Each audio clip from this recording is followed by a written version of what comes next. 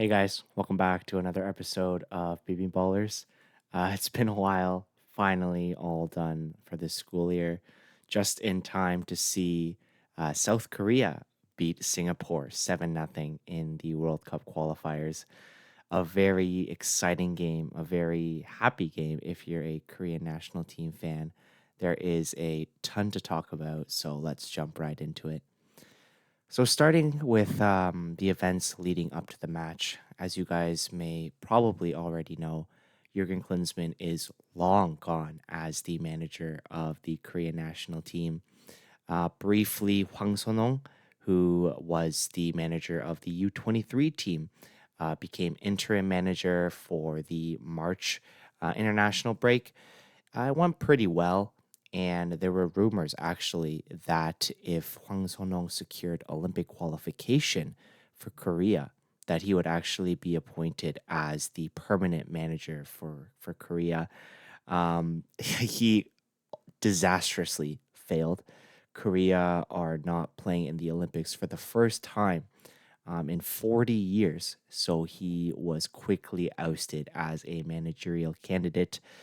The KFA quickly turned towards foreign options for managerial candidates, names like Jesse Marsh, Herve Renard, Samuel Gunesh, and Jesus Casas, who is the current national team manager of Iraq, were all in the running to become manager for Korea. Unfortunately, and perhaps unsurprisingly, the negotiations failed for all four managers. The KFA was unsuccessful in choosing a permanent manager for the June qualifiers that we're seeing right now. So Kim Do-hoon, the former manager of Ulsan, who won an Asian Champions League with Ulsan, was appointed as the interim manager for the June qualifiers before the KFA have more time to choose a more permanent option. So that's just briefly what were the events leading up to this match. Again, there was a lot of toxicity in the Korean national team fan base, a lot of criticism and just criticism for the calamitous running of the KFA led by Chung Mong-gyu. It's really ridiculous. I think we fired Jurgen Klinsmann either in January or February, and it's now June, and we still do not know who is going to lead us to the 2026 World Cup. But anyways, we're on to some happier news. The game today was amazing. A lot of offensive fireworks, which is always great to see if you're a football fan. And really today, it was the Son and Lee Kangin show. Let's start off by going through the starting 11. No surprises in that it was Cho Yeon-woo. Hwang Jae-won made his debut, his Korean national team debut. The center back pairing was Cho Heung-min and Kwon Kyung-won. Kim Min-jae of Bayern Munich was actually nursing an injury. And honestly, against, no offense, but against teams like Singapore and China, I think it's totally fine not to risk further injury to our defensive beast. Kim Jin-soo made the start in left back. Again, I still think he is, unfortunately, the best left back that we have for now. So we got the start. Chung Woo-young Sr. made his return to the Korean national team. It was good to see him. Um, his strengths were still his strengths. His weaknesses were still his weaknesses. Nothing changed with Chung Woo-young Sr. But at the Asian level, it was perfectly fine. Fatma put us as a 4-1-4-1. I thought that actually Hwang Imam dropped a little bit deeper to make a double pivot with Chung Woo-young, and it became kind of like a 4-2-3-1. Lee Kangin out wide as the right winger, Lee Ji-sung in the center, Sonheungmin out wide at left wing, and Chu Min-gyu up top. Honestly, guys, from minute one, I thought we dominated the game. We played with a lot of confidence. And it was Lee Kang-in's brilliance, his technical brilliance, his stardom that gave us the first goal. Dribble past one, two, three, maybe players, and slotted it into the back of the net, top left corner. And then from then on, the floodgates opened. Sonheungmin had 2 goals. Lee Kangin had 2 goals. Chu Mingyu got one. Hwang Hee-chang got one from the bench. Pejino got one from the bench. It's just really great to see. I thought we were creative. I thought, it was a good mix of individual brilliance and some team goals there as well. And I just want to highlight also the fact that Chu Mingyu was excellent this game. We have a little bit of a fighting stripes group chat, and a lot of us were making the comparisons. Just stylistically, guys, not quality wise, but stylistically, Chu Mingyu played a lot like Harry Kane this game.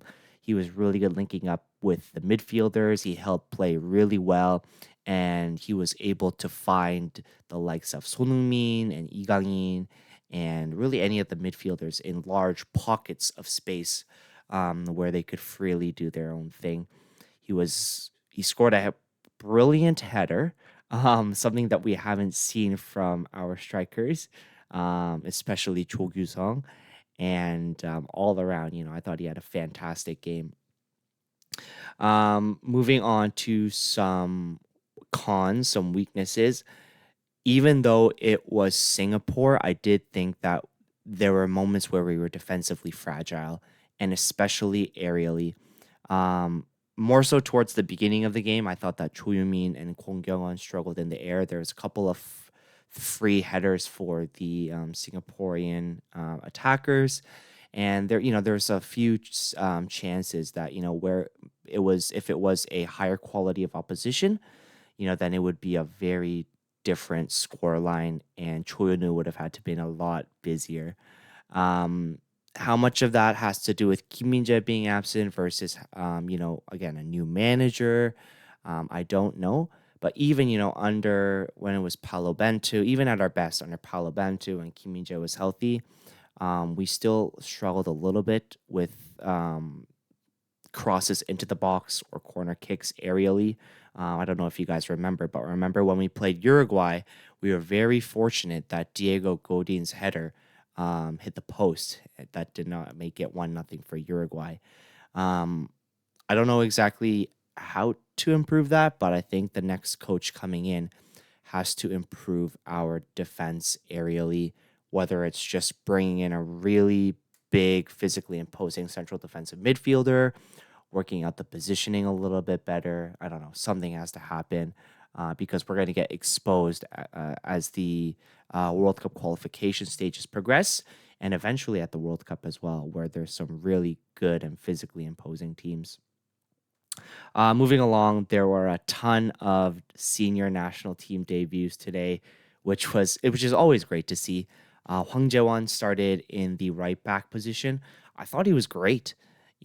I've wanted him to see him play at this level for a long time because he's been great for Daegu in the K League, and he was a pivotal member of that Asian Games winning side in 2023, which won, Lee Kang-in, Paek Sung-ho, Hong Young-seok, all those guys military exemption. And actually, the best player in that tournament was Hwang Jae-won. I thought he more than held his own. Of course, he had a couple of mistakes here and there, which is understandable. The nerves are in for your first match, but he is a name to watch going forward and potentially a future mainstay in that right back position. Who else made their debut? Well, Pejino, Stoke City's Korean King, made his debut. He scored a goal. He looked great. Maybe he earns a start for the game against China, but hopefully more minutes for him in that second game and moving forward. He's had a really great season for Stoke. Their player of the season in his first season abroad, as a teenager.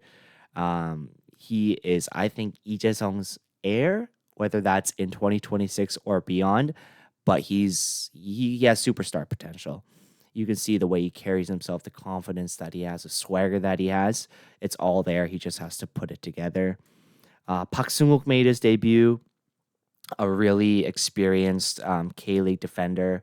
Didn't really catch much of him when he came on. And Oh Se-eun also made his senior national team debut. I don't know if you guys remember Oh Se-eun. He was part of that U20 World Cup team where they made it to the World Cup finals. That when Lee Kang-in was also on that team. Oh was actually more hyped than Cho Gyusung way back when, because he was like physically really great aerially. I mean, and but at the same time, that didn't take away from his work on the ball as well.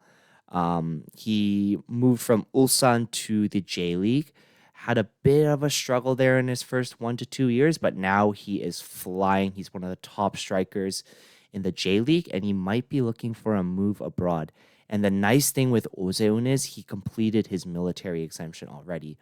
So if he continues his career trajectory of, bouncing back from initial struggles after making a move to Japan, he is one to watch out for. And we know that our striker position is quite thin, so he's going to put his name in there for the future as well.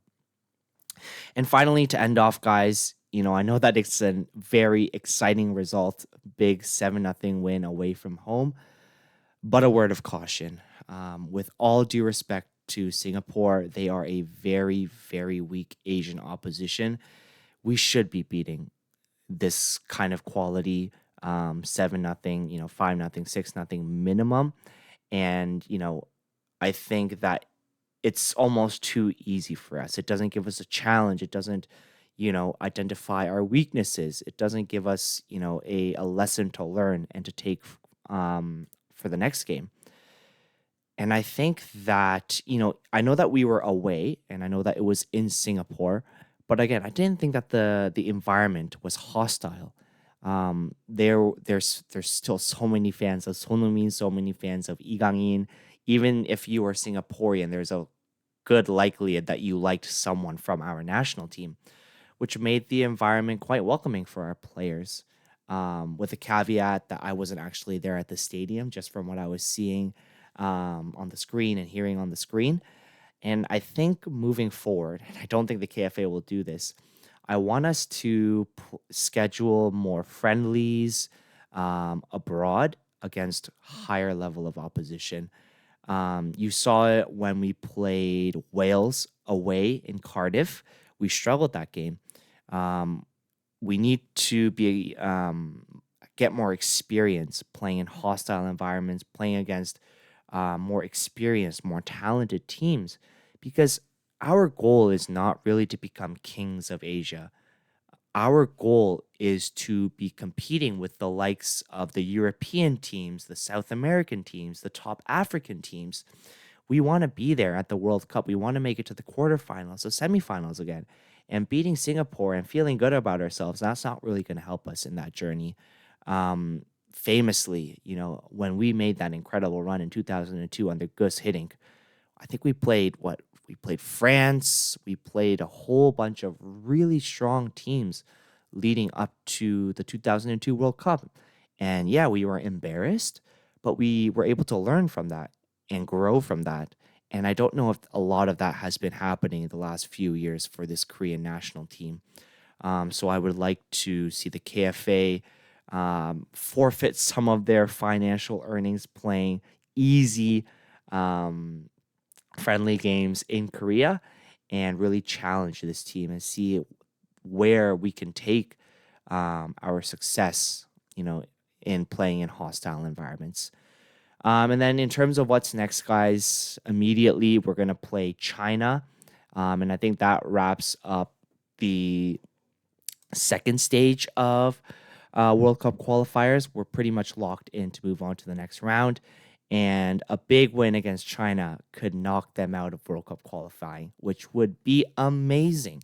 Because I don't know if you guys remember, but when we played them in their home stadium, their fans were so rude, and like rude is putting it mildly. They were so aggressive, so hostile to the visiting Korean fans, made them feel super unsafe, super unwelcome. It was honestly embarrassing for them, I thought. So it would be lovely to knock them out of the World Cup qualifying in our home stadium and get a little bit of revenge for what happened in China. Anyways, guys, good to finally make another video. Sorry, it's been a while.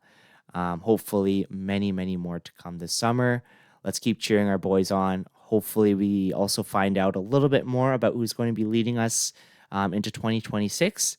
and Bibbing Bowlers will have all the updates for you. Catch you guys in the next one.